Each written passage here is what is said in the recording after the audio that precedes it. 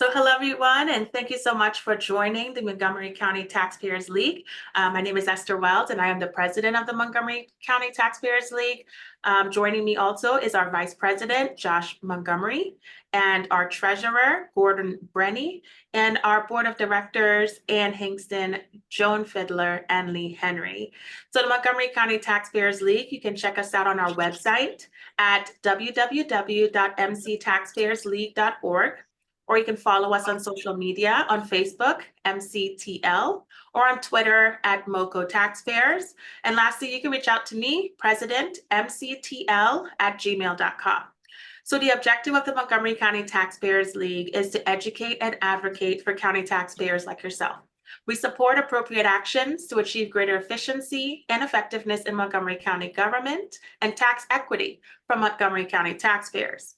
Our vision is focused on performance and outcome. We host presentations like this with local elected officials and appointed officials on topics which have an impact on counties' finances and consequently our taxes. We also take part in various public meetings and other advocacy.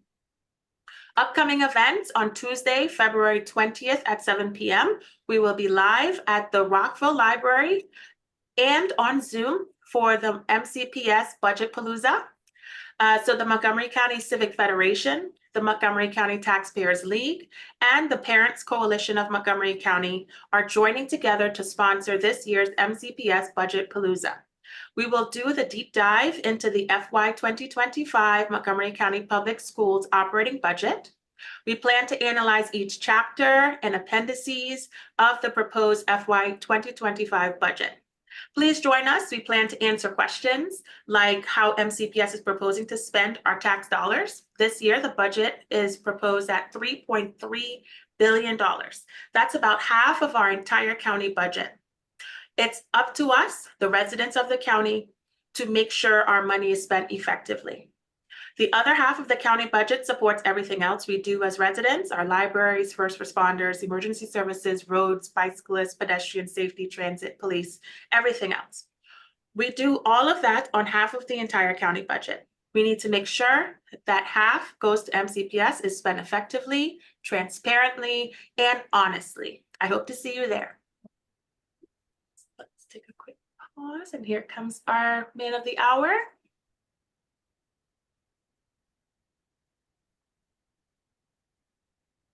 Yes, so welcome County Executive Marc Elrich. And so currently at the Montgomery County Taxpayers League, we have open leadership positions and voluntary opportunities. So please get engaged, and again, reach out to me at presidentmctl@gmail.com. Also, please reach out to us if you are aware of community events, engagement opportunities for MCTL. Can you guys hear me? Yes. To attend and advocate for members. So with no anybody hear me? Yes. Yes. County Executive, can you hear us okay? I can't hear you. Oh, okay. Let me see what's my mic's on. What else could be wrong? Your volume's off. Look to the My volume's off. Hold on. Yes. Turned it off for the recording. Okay. I can hear you. Awesome. So we are getting ready to do your quick intro, and then we could turn it over to you, County Executive. I guess so. Okay, and just so you're aware, we have started the recording of our session with you today. Okay, so about County Executive Elrich. Marc Elrich was elected as Montgomery County Executive on November 6th, 2018. He had previously served 3 terms, 12 years, on the Montgomery County Council as an at-large member, being first elected in 2006. He served as a council member on the Tacoma Park City Council from 1987 to 2006. For 17 years, he was a teacher at Rolling Terrace Elementary School in Tacoma Park. As a county council member, he was the chief sponsor of several landmark pieces of legislation and programs. He led the successful effort to increase the Montgomery County minimum wage in coordination with surrounding jurisdictions to $11.50 an hour, and subsequent legislation that will eventually increase the minimum wage to $15 an hour. He was the first elected official to propose building a bus rapid transit BRT system throughout the county to address Montgomery County's transportation and environmental problems. Ground was broken in fall of 2018 for the first BRT line, which will run along Route 29. Throughout his political career, he has been a champion of improving tenants' rights and for making developers pay for a greater share of the infrastructure costs to build schools and transportation solutions. He was a leader in the fight to preserve 10 Mile Creek in the Clarksburg area by limiting the proposed development that would have threatened the health of Montgomery County's last best stream, which flows into the county's backup water reservoir.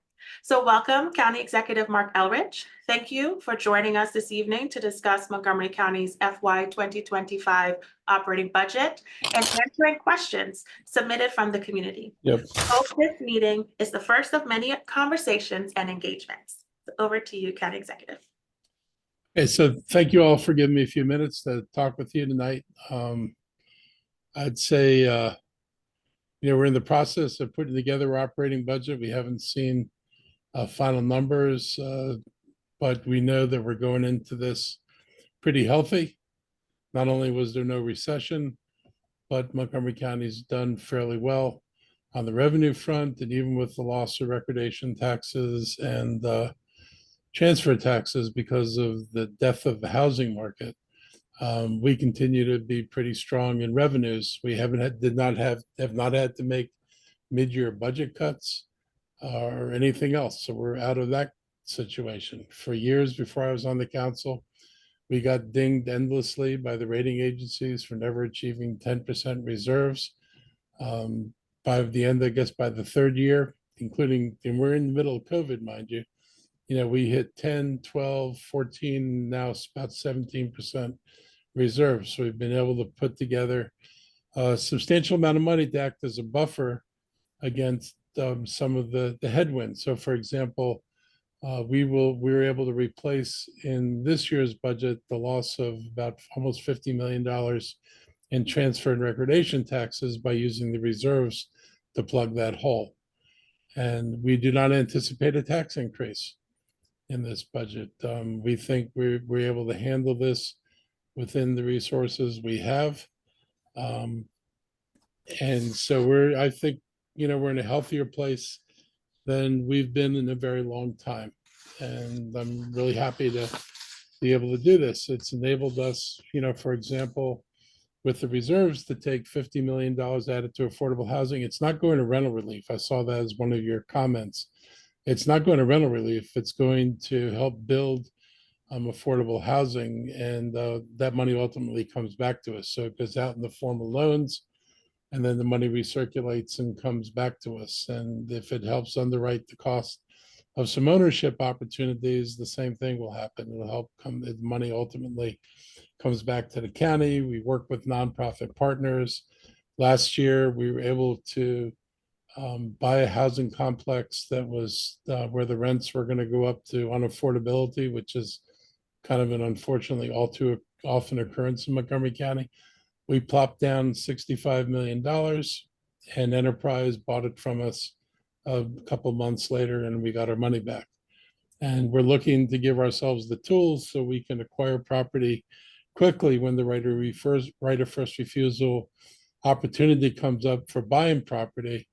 And nonprofits can't often line up their financing within the window that you're allowed to exercise right of first refusal. So we buy the property, take it off the market, and then get it over to the nonprofits so they can so they take it over as a long-term project, and then we wind up getting our money back. And it's a really good system. We're able to bring in nonprofits who are going to fix up the buildings, so we're not dealing with buildings that are, eyesores. We've got our eyes on a couple of major problem properties in the county that if we can get a hold of, we will take out of the private market, get them fixed up, and make sure the tenants have decent places to live and they don't get displaced. So that's been a major priority for us. We worked with the University of Maryland. Montgomery County never had a graduate level research here. So our life sciences industry has been hampered by the lack of that. We've got an agreement with Maryland. They've opened up an Institute for Health Computing. Ultimately, it'll be on the Metro in North Bethesda. It marries AI with medical research and big data They've got they've got a lot of interest from big companies in the use of big data and medical field, and a lot of the science research being done now is increasingly using computers, and so they're interested in bringing in training scientists in the use of AI in drug discovery and advancing treatments. So we're very excited to be on the cutting edge of this. It took me 3 years to get the University of Maryland to agree to do this, and it took almost as long to get an agreement with WMATA to try to turn the White Flint North Bethesda Metro into a life sciences center. Our goal is to develop, when it was going to be an Amazon project, they were looking at 11 to 15 million square feet of Amazon. We're looking to 11 to 15 million square feet of life sciences companies, and that's our goal, is to turn this into the equivalent of a Kendall Square in Boston, where you get a really, really heavy concentration of life sciences, which is high-paying jobs and, the kind of opportunities that we want. I will not subsidize retail. I don't subsidize crappy things, but I'm willing to put money, invest money into things that have value. And I believe life sciences industry has real value. We have done 3 trips abroad. We've been to India, Vietnam, and Taiwan. We've brought businesses back from every single country we've been in. We've got opportunities. We're actually negotiating with people around the chip industry. We're negotiating with somebody around solar manufacturing. We're actually looking at broadening what we do in Montgomery County from just being government workers and then having a strong life sciences industry, which, by the way, has grown from the 4th largest to now the 3rd largest in the country. But we're looking to diversify our income, so we're not based only on one industry for everything that we're looking for.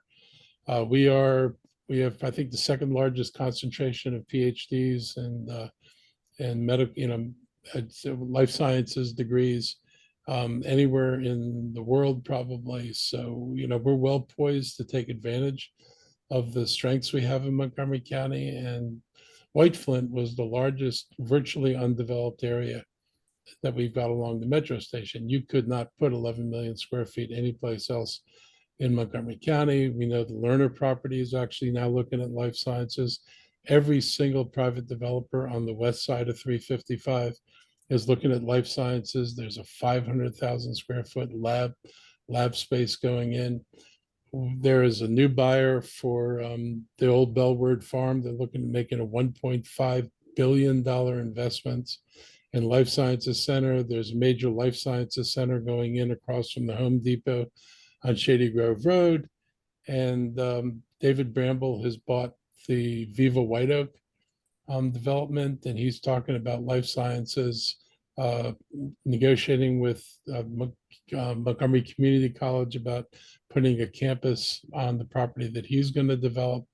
So we're excited about it because we feel like we've kind of brought some life back to our economy here, and we're no longer, just hoping that the federal government doesn't shrink our workforce into oblivion.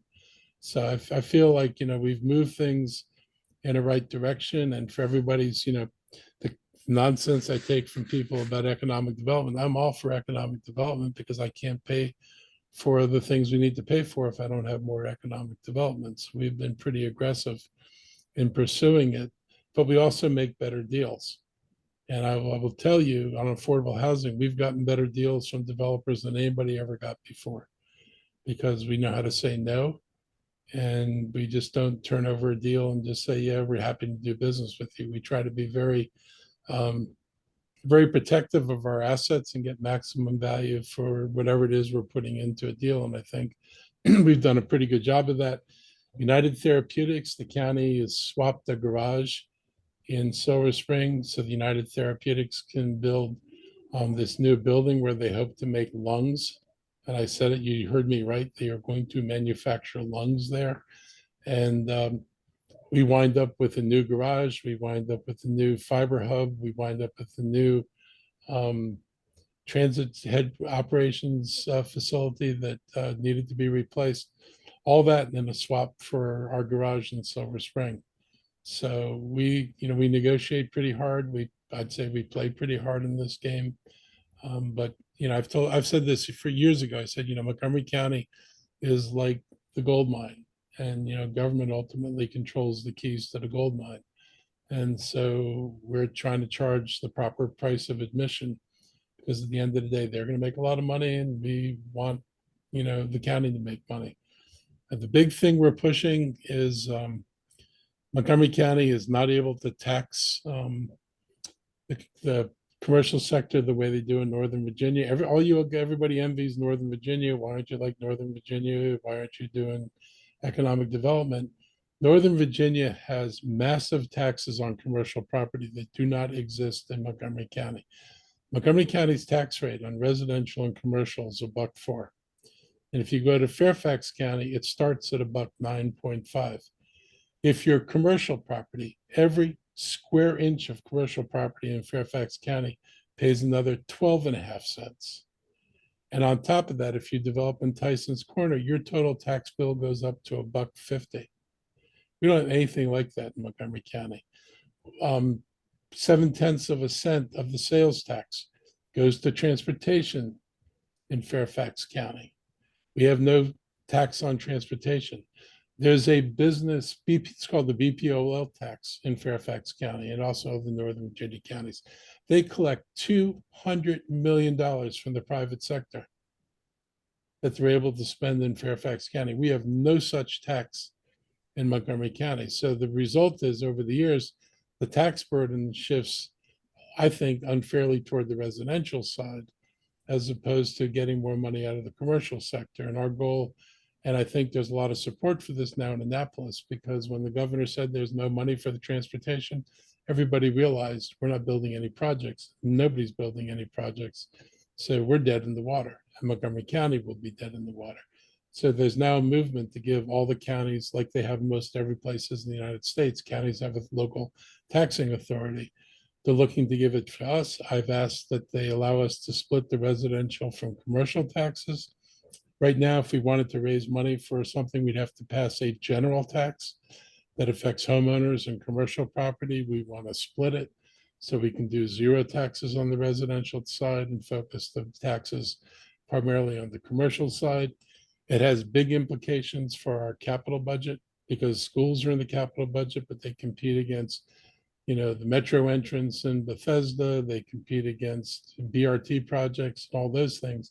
If the BRT projects and all the other major road projects wind up in a special taxing district, which will be a commercial taxing district, that creates space inside our capital budget that doesn't require the use of additional taxes to fund more of the school budget. We are lagging on school construction. We've never been able to fully fund the school budget for construction.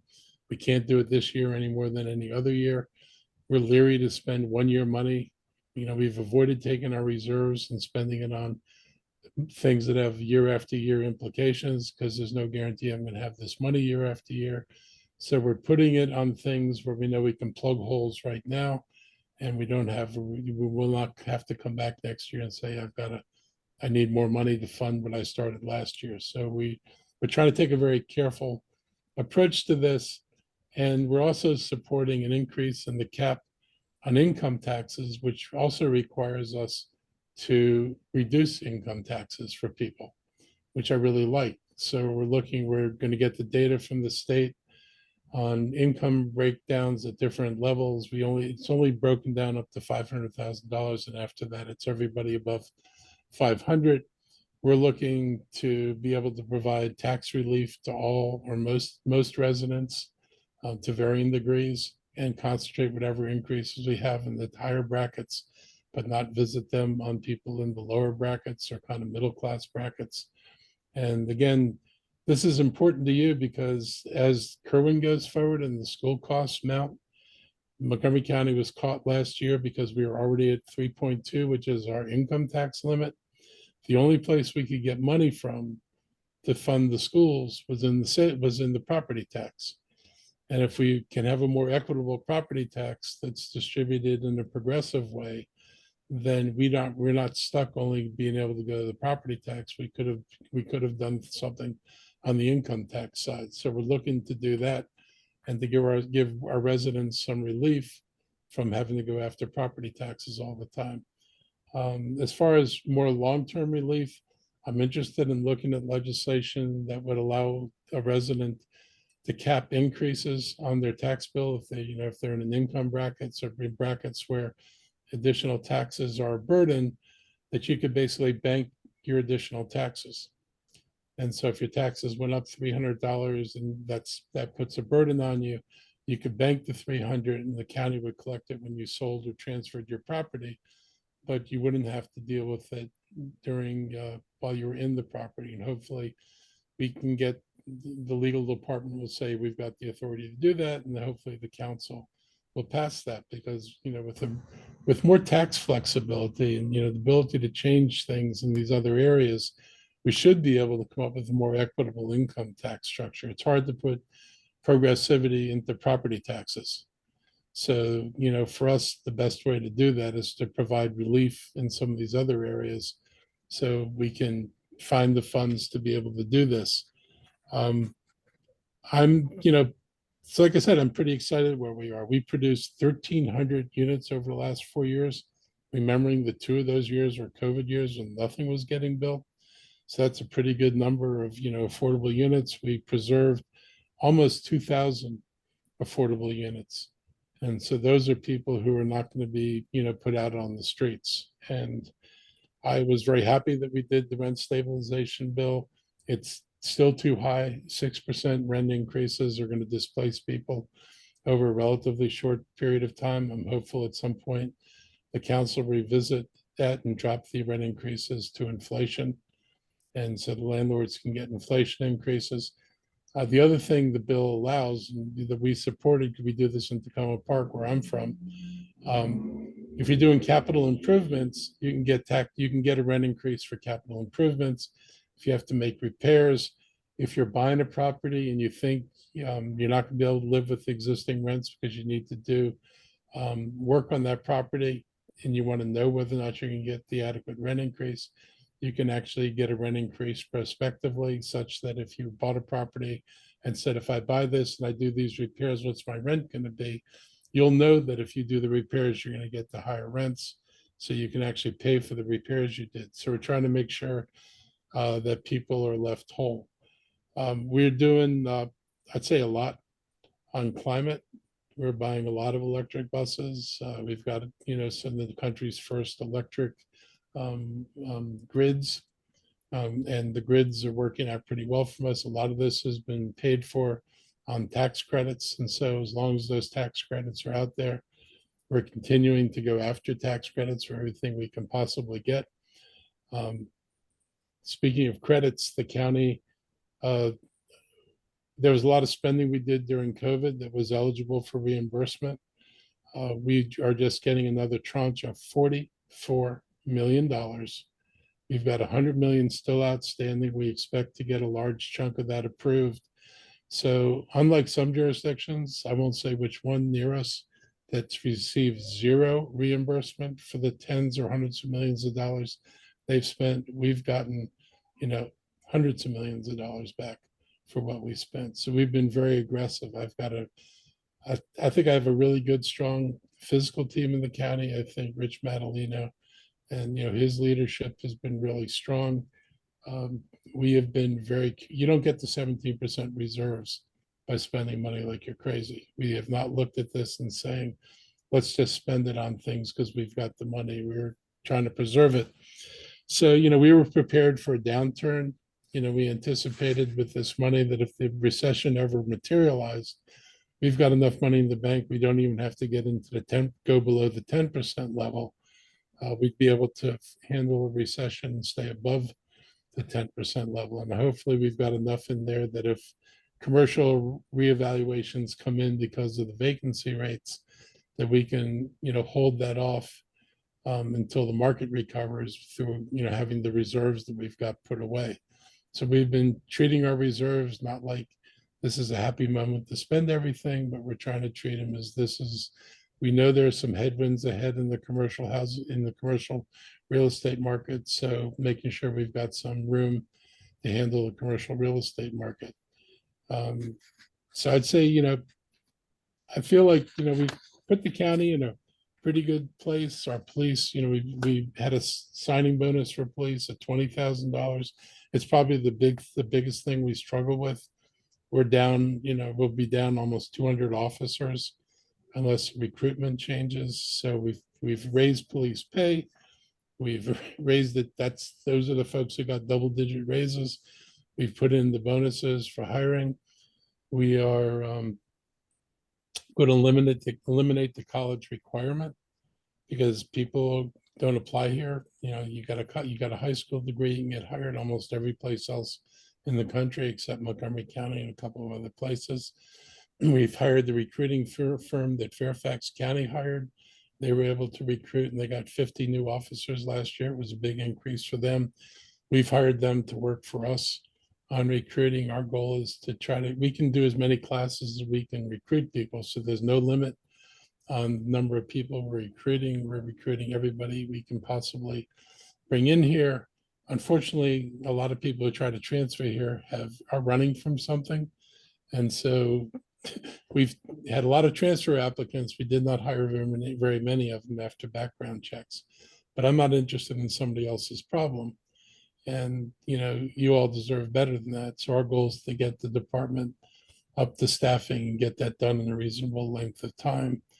And our fire department, I'd say, is pretty healthy. They've got staffing issues, but not quite as severe as the police. It does drive overtime. Since I've been on the council, fire overtime has been, always like a lot of money. But the analysts will tell you the overtime might be cheaper than hiring everybody, because when you hire everybody, they come with pensions and sick leave and everything else. When you pay overtime, it seems like you're going over your overtime budget, but if you were to plug in full-time paid people with full benefits, it comes closer to a wash than it would appear when you look at the overtime. So I've learned to be a little bit more tolerant of the overtime there, less so in other departments.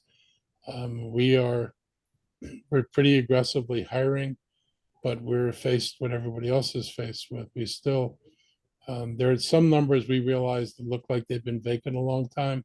They're actually not vacant a long time, but you have a position with the same name or same category that's been vacant. So we hire and other people retire, or other people don't retire, but they quit. And so it's kind of like a revolving door. And I'm trying to understand what we need to change the revolving door. We know in some areas we have to raise pay for social workers and psychologists, anybody who's got a medical background, nurses. Our vacancy rates will not recover until we bring our pay more back in line. And I'll say, on the school budget last year, most of that money went to teacher pay. But to give you an idea where we are in teacher pay, starting pay last year before the increase was $53,000. Teachers didn't even qualify for moderately priced dwelling units. And that's who the program was created for. And in comparison, DC raised its starting teacher pay to $75,000, which put us at an enormous disadvantage in terms of holding on to teachers in Montgomery County when they can go to DC and get much higher pay.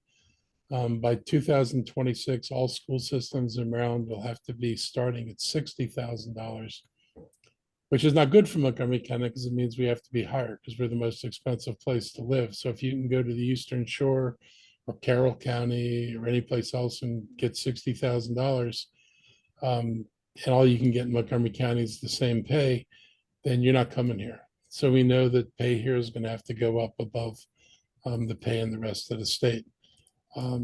Montgomery County used to spend more per pupil than any other county in the state. We're now fifth. We've been passed by many counties. We are spending $3,000 less per pupil now than we spent in 2012. So anybody who wonders what's happened to the school, you spend less per pupil, you get less. You don't have the aides in the classroom that were there 12 years ago. You don't have the aides in the classroom that were there when I was a teacher. So all those things have, had an impact on the school system. We need more aides in the classrooms. You've got teachers, teaching classes where you have 3 different grade levels, and having one teacher teach 3 different grade levels is extraordinarily difficult. So we're trying to pull more resources into the school system. And I'll stop there because I think I've covered a whole lot. And you guys are free to chat. No, awesome. That is definitely a great introduction. You were able to touch on a majority, if not all, the topics that we wanted to dig a little deeper on with you. So thank you so much for that overview. So at this time, I'll turn it over to Joshua to get us started with our Q&A. And if you are here in person, please raise your virtual hand so that we can go through the questions. We have some pre-submitted questions that came in from a lot of our members. And also, if you have any live questions, please do raise your hand and we'll be happy to alternate as we get started. So over to you. I did see one live question. I'll just answer it. I'm not a member of the teachers union. I was a member of the teachers union when I was a teacher. I am not a teacher, therefore I'm not a member of the teachers union. Okay. Like a member of no union. County executives don't have a union. Thank you for that. So I'm going to be going through the pre-submitted questions. For sake of time, we're going to skip past the property taxes for now and go back and revisit that at another point, or if there's time remaining today. But we do want to start with the FY 2025 operating budget. So the question that we have is, do you currently have an estimated county budget range for FY 2025? Let's see, we haven't made final decisions about the school budget, which obviously is going to be half of our budget. My inclination is to fund most of it, but not all of it. Most of it's the contracts. So it's, all labor costs, and it gets them closer to the 60,000. But some of the other things I'm probably not going to fund, though it will not hold up. I mean, we have to do maintenance of effort, so they're going to get maintenance of effort. We do not have the ability right now to target cuts in the school system.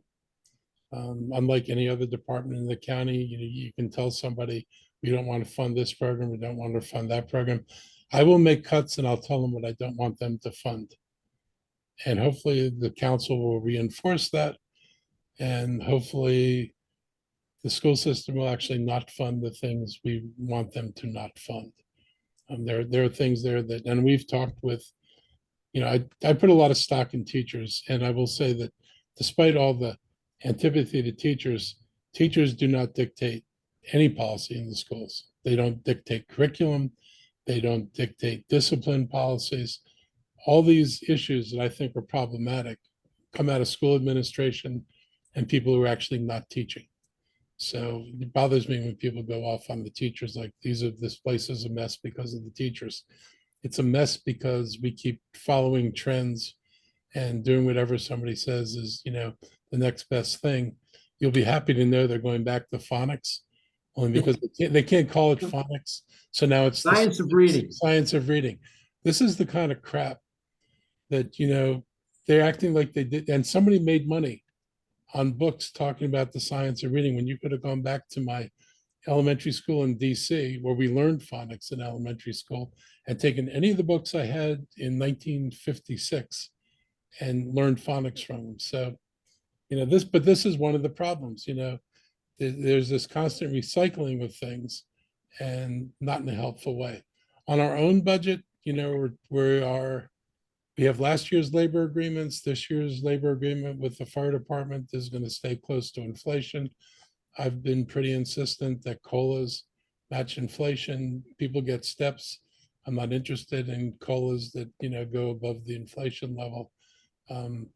So I think we're pretty much, like I said, I don't look at doing any tax increase this year because I think we've got the resource to handle it.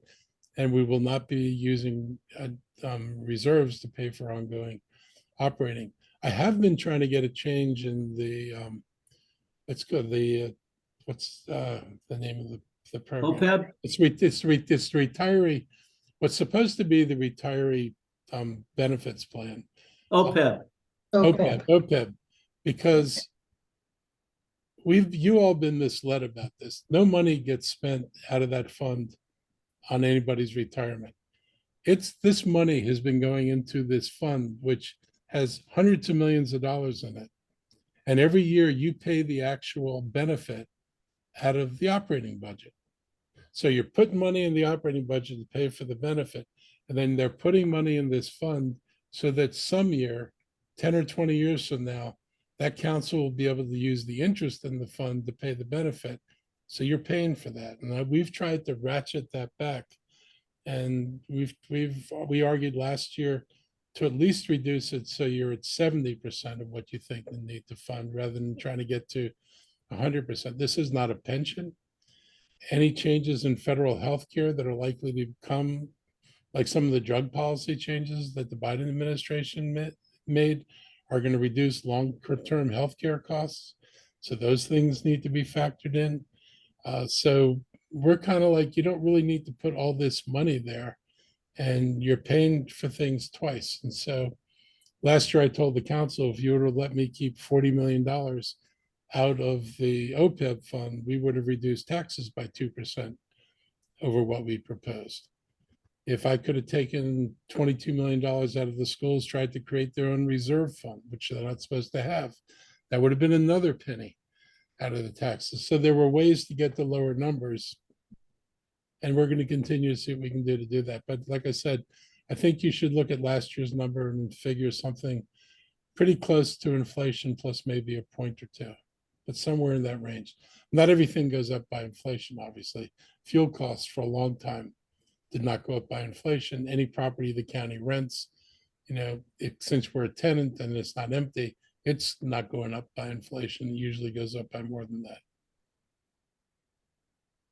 Thank you. And on that same note, what are some of the largest increases and decreases the taxpayers can expect?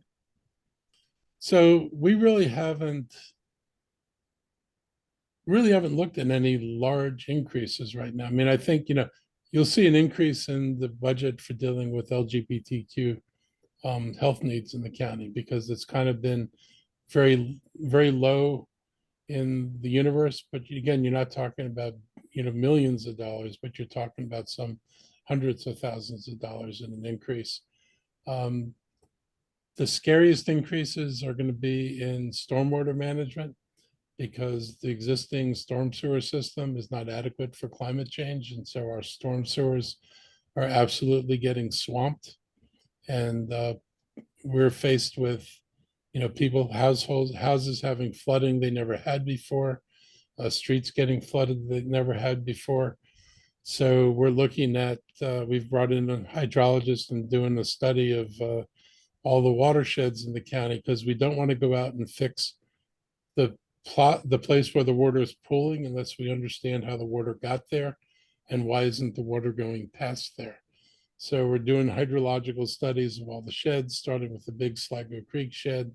And so we can do targeted improvements. We're trying to avoid having to rip up the streets and put in giant pipes. But I'm looking at this on Wayne Avenue, where they're putting massive pipes in to replace the other ones. Tacoma Park is facing, putting in massive pipes to replace some of the pipes they've got in place because of the increases in water they're dealing with. We think that over a decade, this will probably be the largest increase in capital expenditures that you see. If you'll see, I think, some increase in what we do with the waste stream, but we're moving out of the incinerator. The state's going to take away the tax credit that, makes the incinerator, more beneficial revenue wise. But we're looking at actually capturing more of our waste stream and monetizing it. So an example of monetizing it is if we right now we recycle bottles. Bottles go off in the form of bottles to people who take the bottles and then break the bottles. And if you sell a dirty bottle, it has very low value. So they take it off your hands, but you're not making a lot of money on it. If I crush the bottles and run them through a wash, I get aggregate that can be used in cement, and it cuts the carbon content of cement. So the state's already passed a law saying that the cement industry has to use alternatives. If I grind it into a powder, it actually can be used to make cement, which greatly increases the value of the glass. So we're looking at that. We're going to take food waste, which is a little over 30% of our waste, which we're burning. We're going to add it to the compost we already do. We're going to build probably an anaerobic digester possibly an anaerobic one and an aerobic one. And we're going to collect methane. And we will use methane either to power turbines directly for electricity, or we'll use methane and put it into buses and run clean, natural methane buses, as opposed to using fossil fuels. And if we're producing our own methane, it'll reduce the cost of, our buying it from traditional sources. So everything we have, we're looking to see how we monetize it. There's markets for plastic. Again, if I shred plastic and I wash it, it has a higher value than a plastic bottle. If I shred it, wash it, and put it in the pelletizer and separate it by color and plastic type, it has a higher value. If I take that and I put it in a pelletizing machine and sell the pellets to the industry, it has an even higher value. So we're looking at, what increment of additional spending, how does that increase the value of the product? And is it worthwhile increasing the value of the product? Do you get enough of an increase to make it worthwhile to spend the extra money? So we're taking a whole new approach to the waste stream because there's a lot of value there. And when we were just burning it, nobody ever thought about it. But we're thinking about it now. And if you go to our waste site, you'll see that we're collecting like medical equipment. And it goes to a company that recycles the medical equipment, and it goes to people who need medical equipment and can't afford it. So lots of stuff we're doing that's different. Thank you very much. Staying on the FY 2025 operating budget, you've written 2 memos to the county council in October and December of 2023, requesting that they hold off on voting for pending bills because the new bills, in combination with others recently passed, would overload the county departments responsible for implementing them. 2 of the 3 bills were priorities of your administration. Will your 2025 operating budget include added positions to these departments in anticipation for these bills passing?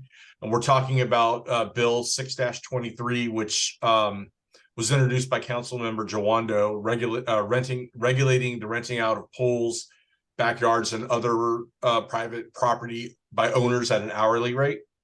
Bill 1523, which is a rent control bill. Bill 2223 for the short-term rentals of residential properties, and Bill 4223, which will mandate the provision of menstrual products in bathrooms.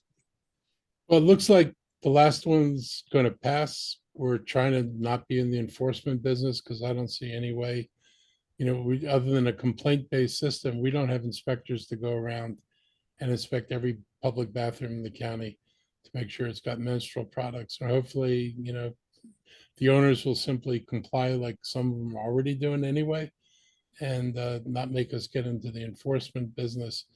I think, on the short-term rentals, we're going to have to enforce it, much as I don't like. And same thing with the pool thing. If that becomes real, we're going to have to enforce it because people are going to be really pissed. I didn't support that stuff to start with. It's just not fair to neighbors to let people create basically attractive nuisances. We wind up in the business of regulating parties. We're not the party regulating police. Amen. It wastes my police department's time and energy. So that I'm not going to do. Rent stabilization will provide the analysts to do that because the only way we're going to be able to protect people is if we can collect the data. But a lot of the data will be automated in the collection when the systems are put in place. Landlords will submit, computerized rent rolls. The rent rolls will get analyzed, and I'm not going to need a lot of people to do that. And hopefully, I'm not going to need a lot of people to enforce it because basically that's also a court action if it comes to that. But that I view that in a different space because I do not want to displace people in this county. We're really struggling, and for a workforce, the people who struggle with rent are all working. You're not talking about people who aren't working. And if they can't afford to live here, there's a whole lot of businesses in Montgomery County who rely on this workforce. And they need to be able to be here. So I want to make sure if we've got a law that we enforce it in that case. Thank you.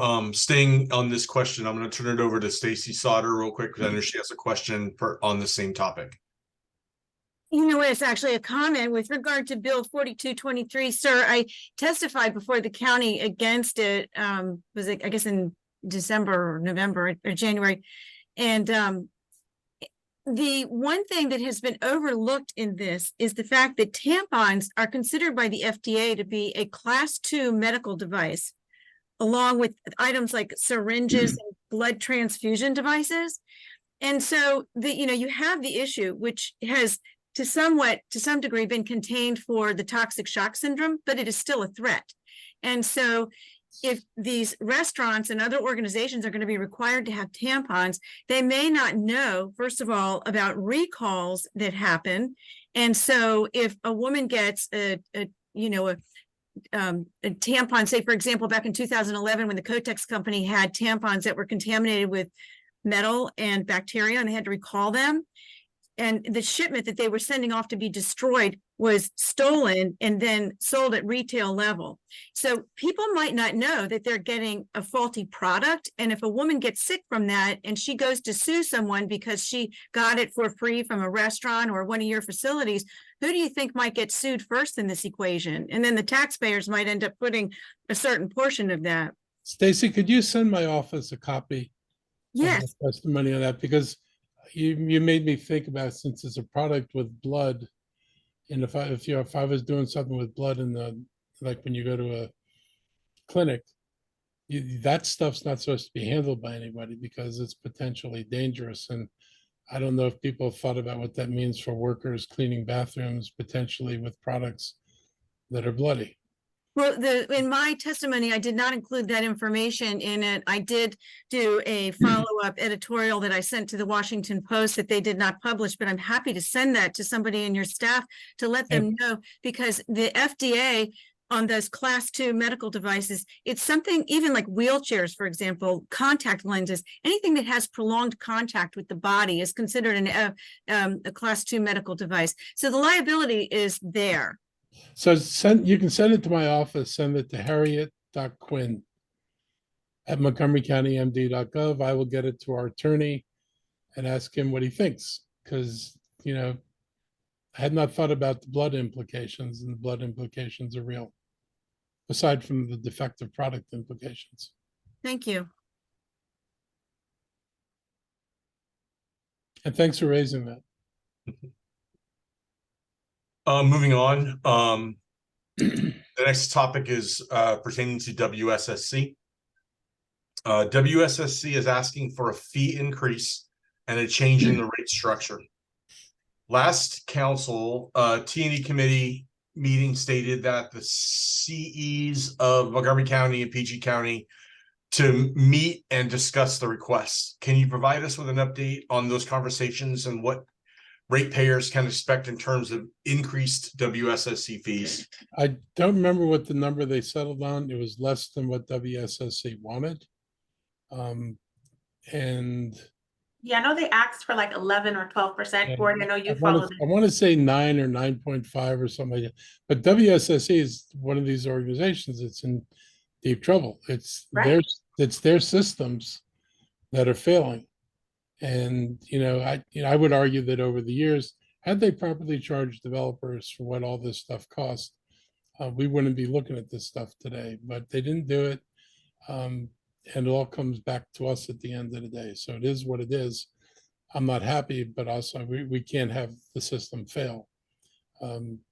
There's some hope that when they bring their digester online, in the new treatment plant, they're actually going to get revenues from the natural gas they're producing. And, we've signed up to be an off-taker of the natural gas. So they are also looking at ways to try to generate some revenue off their stuff in new and creative ways. So hopefully, eventually that'll buffer some of the expenses they have. But, now they're going to have to clean up all the PFAS. And again, this is a perfect example. The industry did this. They put everybody at risk, and the public has to pay for it because no one's got the political courage to go after the companies that put this crap into the environment. And then we get stuck with trying to make ourselves safe and figure out how much we're going to pay to remove it. That's irritating. Mark, this is Gordy Brenny. We've Gordy. done a great deal of study of WSSC and met frequently with management. So I'd like to elaborate on the question, if I may.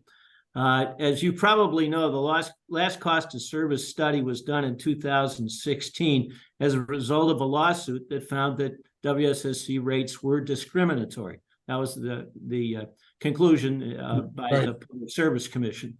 There's a new cost of service study underway, and there have been no public forums on this whatsoever.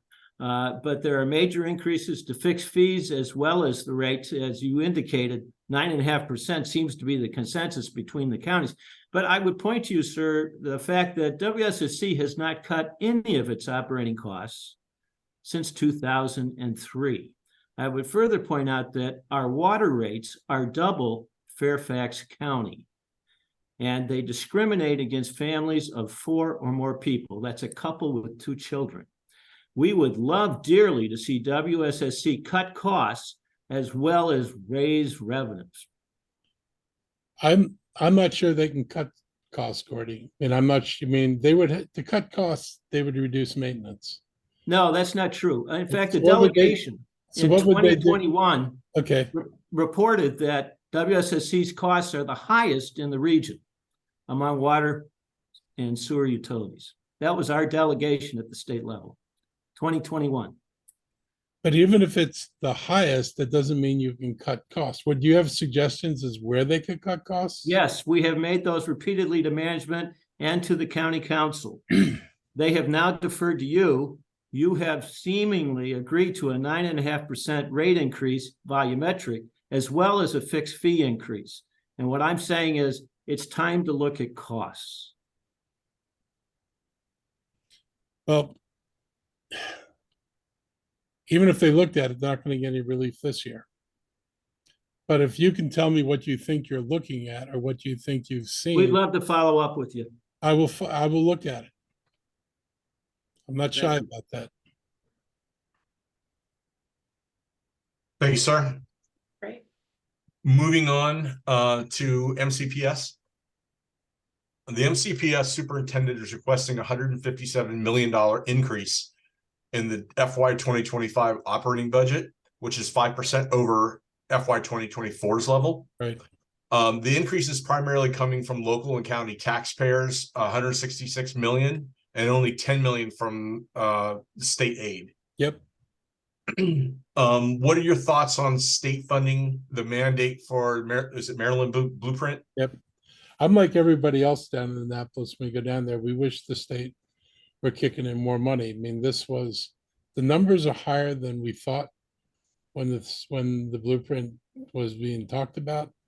And I think everybody thought the state was going to be more of a partner. They haven't been. And, given the financial problems the state's in right now, I don't expect anybody to wake up and see more money coming out of the state.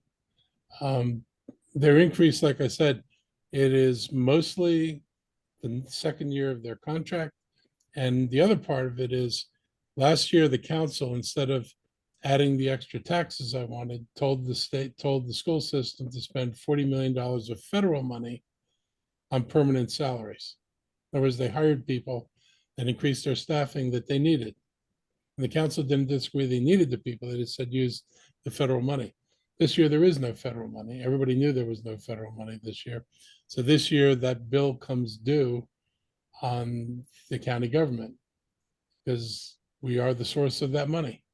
And they're not going to fire the people they hired last year. So I'm just glad that we think we can manage it without having to raise taxes this year.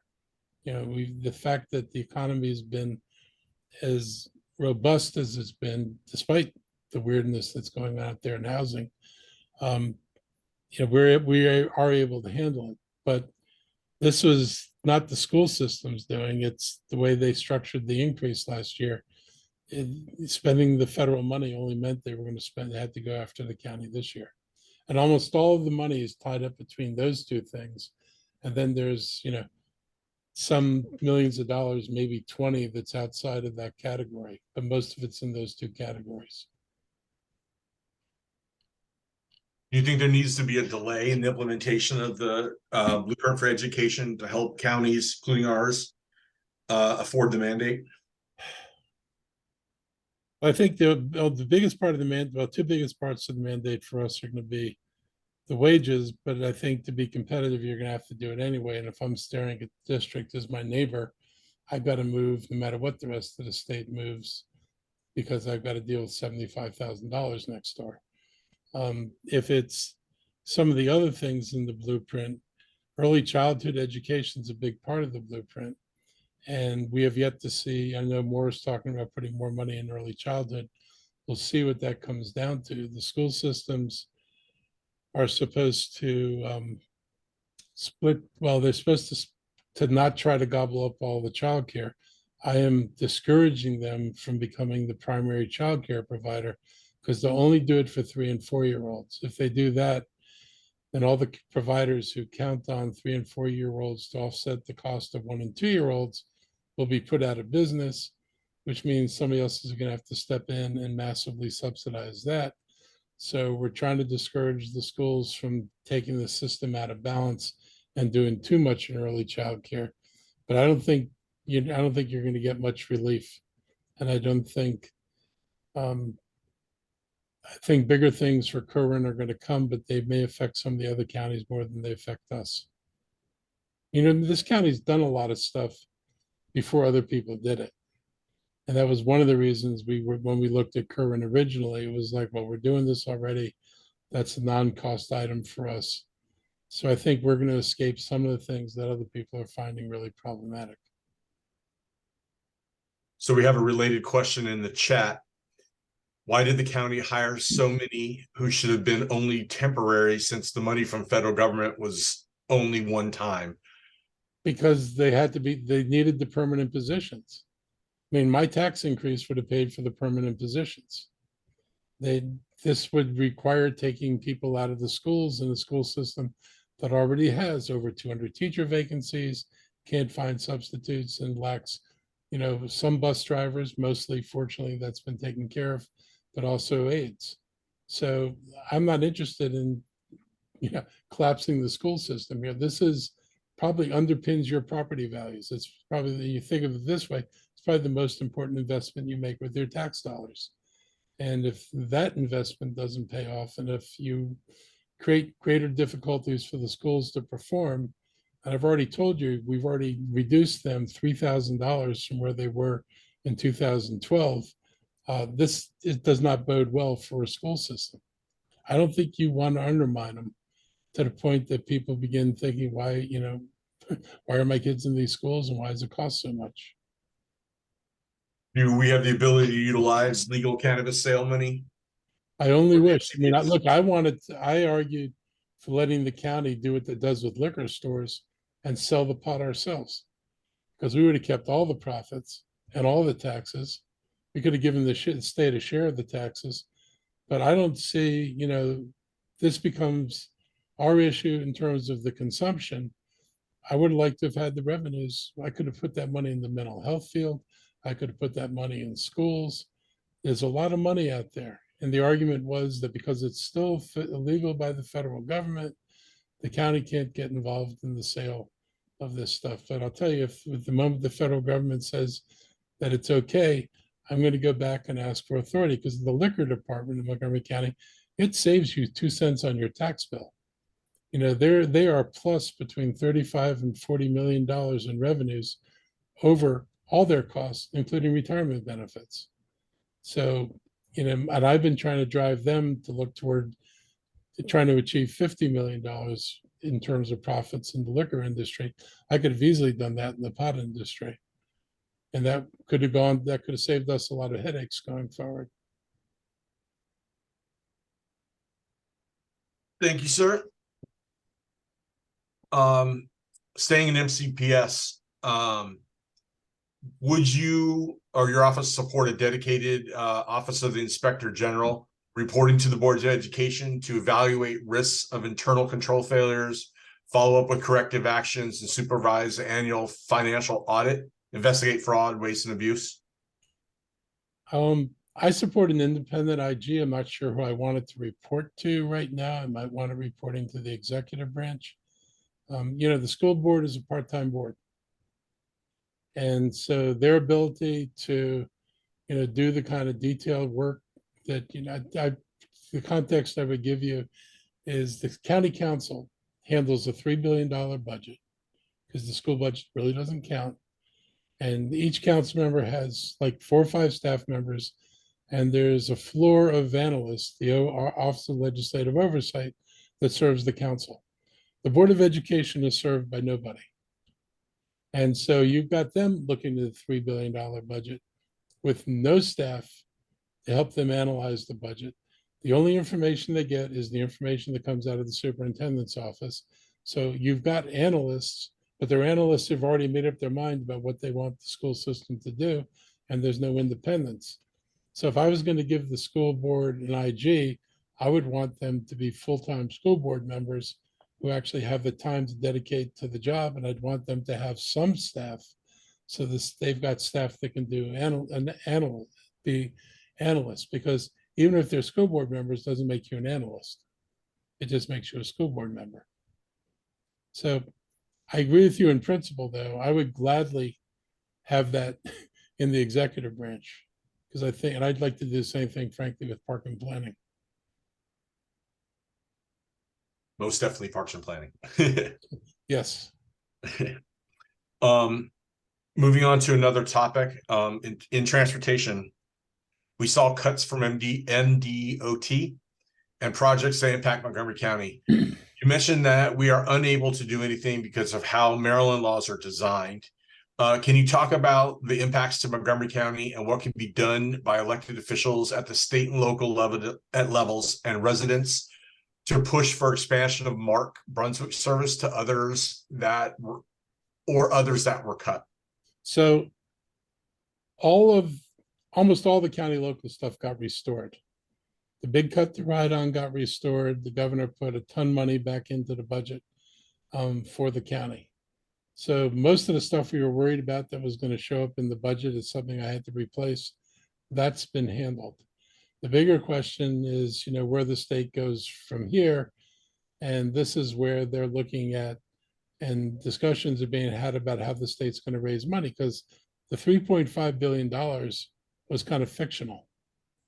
And because obviously it's not showing up in surpluses anyplace else and available for other things, the state's looking at cuts all the way across the board.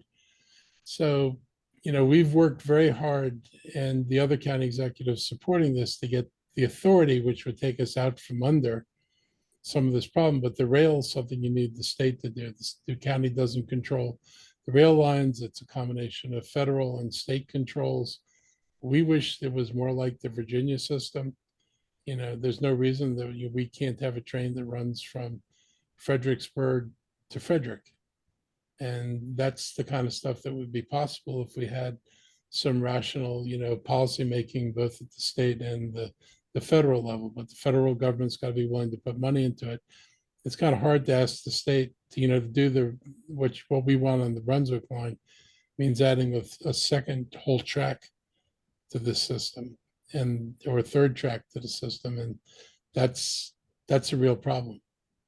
Maybe that system is not designed for what it could possibly be, and trying to make it into a subway when it's not a subway is really problematic. And what are your thoughts on MDOT's delayed electric bus environmental goals? I guess, they got the money they've got. I'm glad they gave us money for buses.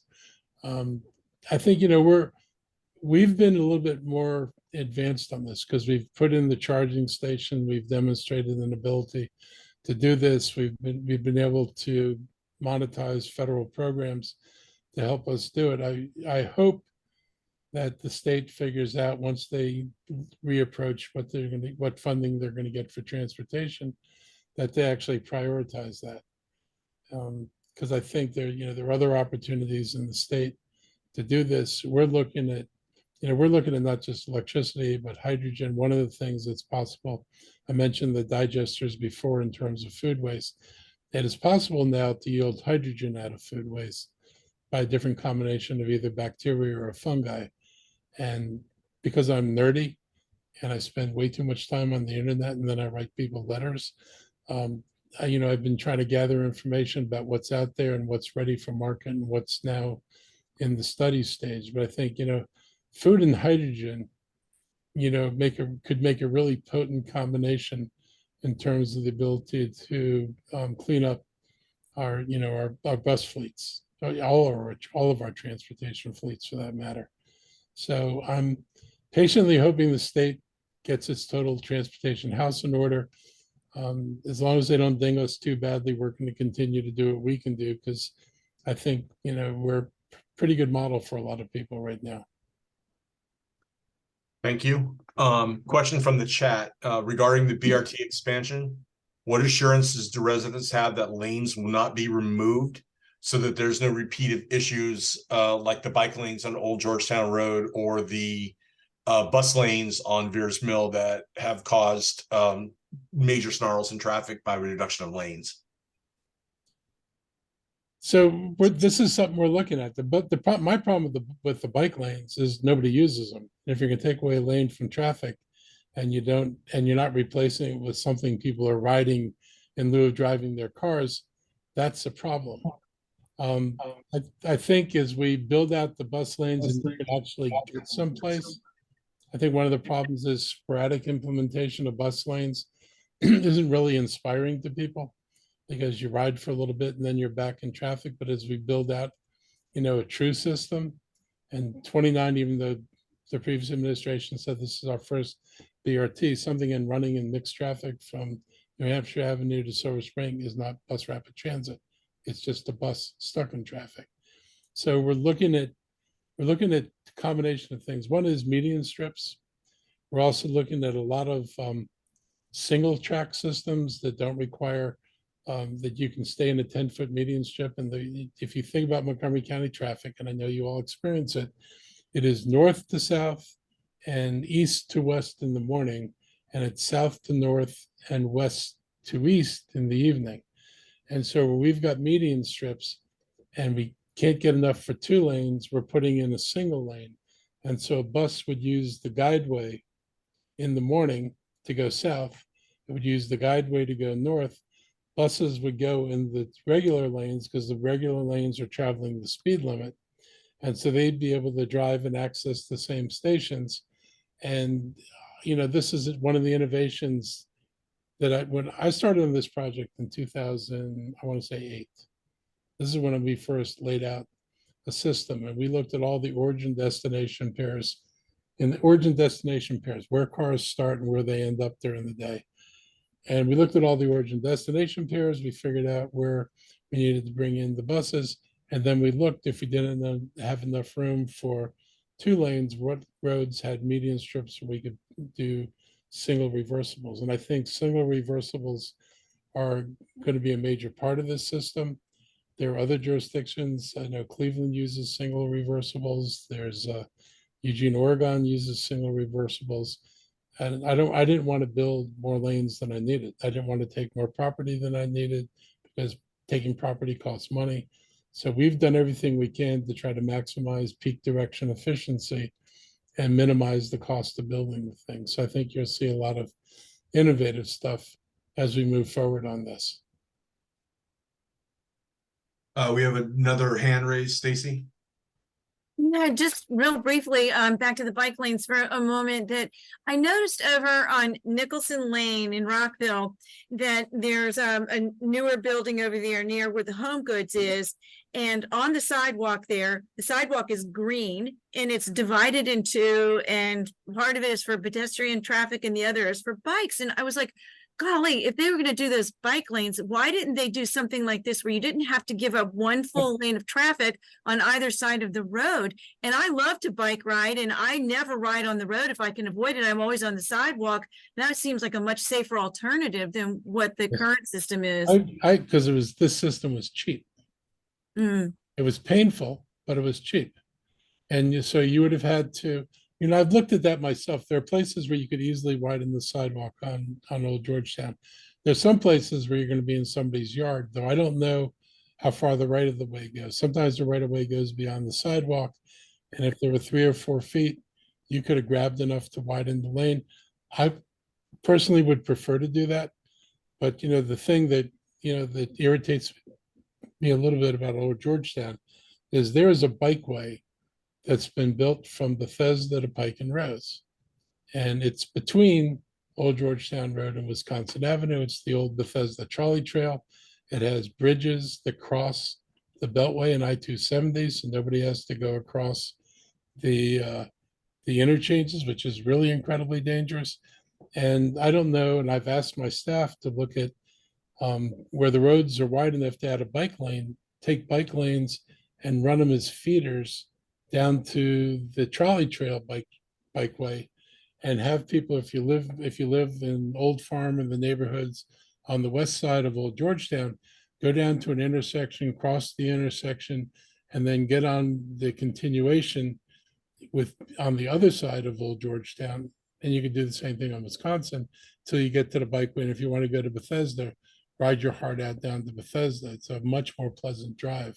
And safer. And safer. I don't know why they didn't do that, as opposed to insisting on taking away lanes. Thank you. Thank you, Stacy. I know we're getting a little bit close to the end here. So what I'd like to do now is turn it back over to our president, Esther Wells, to see if there's any questions that she needs to address last minute, and then she'll give us our closeout. Yeah, and County Executive, if you have maybe 5 or 10 more minutes to spare with us, there's one question in the chat, and then we can give you the final word. Is that okay? Yeah.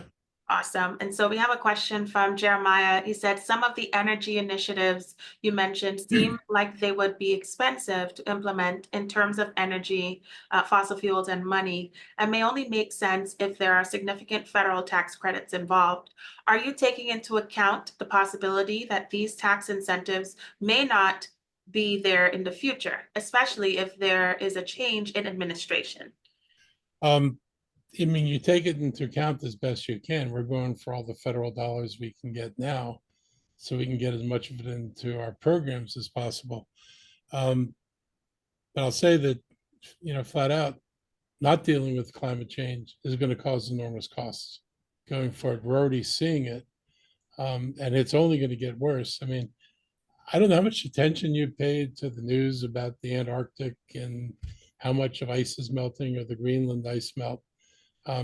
When this whole thing started, people were talking about, 13 inches, 17 inches by 2100. Now people are talking about 7 feet, 10 feet, 13 feet by 2100. And that's serious.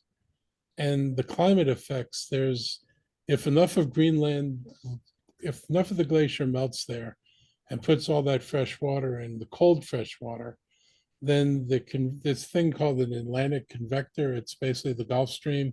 It goes up the east coast of the United States, swings across to Europe, and brings warm air to Europe from the Gulf. It is shut down before historically, and if enough of Greenland's ice melts and the Arctic ice melts, it will shut the conveyor down. When it shuts the conveyor down, Europe goes into an ice age. They had a mini ice age once before. It gets really, really cold and really, really snowy. We're getting these bizarre storms. You get heat when, we never have heat here in this area. And then you get ridiculously cold temperatures. It's very hard to manage all this stuff.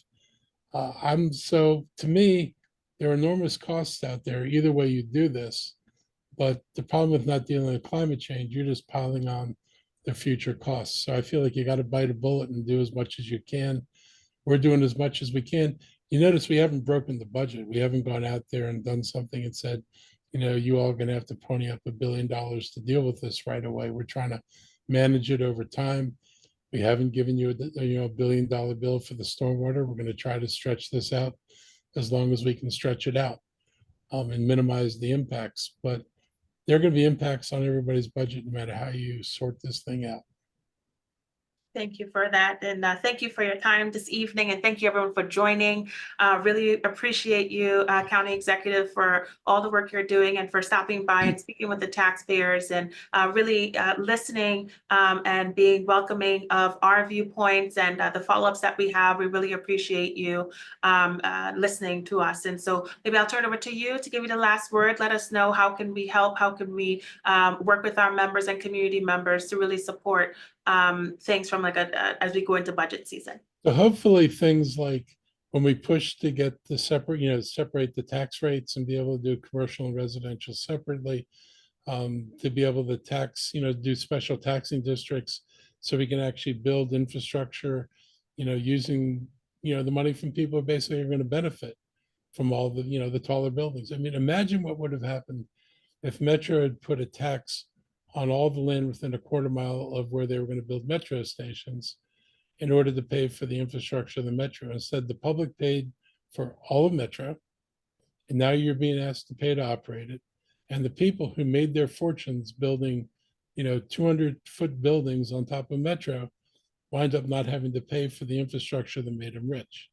And I'm trying to change that a little bit so that, yes, I want people to make money. I want them to grow their businesses, but I also expect them to bear more of the costs for some of this stuff rather than passing on all the costs to you. So think about that. Think about, what we could do with a progressive income tax and provide relief to more people in the county than not.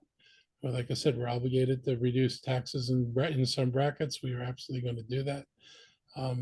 But, your support and something like that would be really important. And anything we do to try to make, the private sector more accountable, we're still going to be dealing with Thrive, which is a total mess. And, if we'd had time to talk about it, I'd tell you what Thrive is beginning to look like in Tacoma Park, where, I live in a neighborhood that is 80% renter.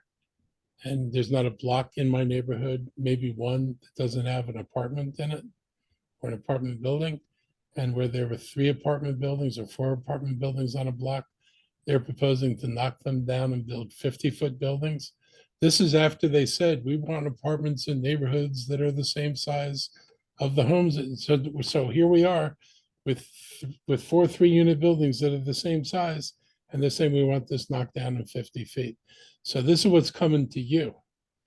And so we're going to continue to push back on some of the Thrive stuff. And if you want to worry about climate change and stormwater costs, our own analysts said that if you do Thrive and you build up every area around the metro, around a bus stop, and you try to build these little mini urban areas around the bus stop, you're going to add massive impervious surface where there was once grass and yards and places for water to be absorbed. Now you're going to need pipes to carry the water, and those pipes are going to have to go somewhere at some expense. So we're going to continue to try to force people to think about this stuff. So I think we've got common ground on things. I think you guys know I'm liberal, so I'm going to fund liberal things. This is no surprise to you. But, I do try to do it responsibly. And, I think you can see the way we're handling reserves. If we were just on some crazy tax and spend thing, that money'd be gone. That's not how we're treating it. And so, I think you should have some level of confidence that we're trying to be careful about what we do. And thank you for giving me a chance to talk to you. Yes, no, thank you. And it's always great. My motto is always that we're stronger together and everyone brings a valuable point of view that will help us ultimately get to the right answer. So we're definitely appreciative of you and your viewpoints, and also being welcoming and accepting of our views. As long as it's based on logic and rationale and, respect, we can always find good common ground. So thank you. With My that, young hero was Spock. So, I'm like, to me, logic is everything. That's right. That's right. Show me your logic and I could at least say, okay, I understand. So thank you. Thank you. Thank you so much. Again, County Executive, thank you for all of our members and guests for joining us this evening. Greatly appreciated the conversation. And with Thank that, enjoy the rest of your evening. Thank you. See ya. Bye. Bye.